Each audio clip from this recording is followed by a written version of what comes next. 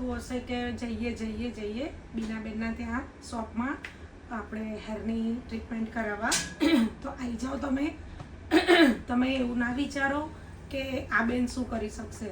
આ બેન નથી, આ બેનને 40 વર્ષ આમાં નાખેલા છે અને એનું જ અનુભવ તમને શેર કરીશ.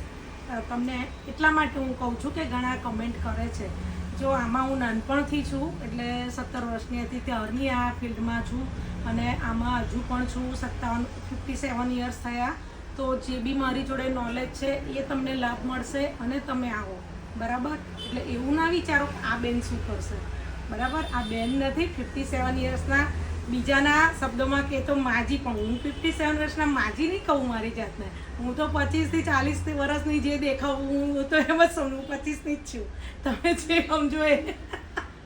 એટલે 57 યર્સ થયા છે અને એનો અનુભવ છે એ તમને શેર કરું છું અને તમે આવી જાઓ ને તમારું બધું સારું કરાવો.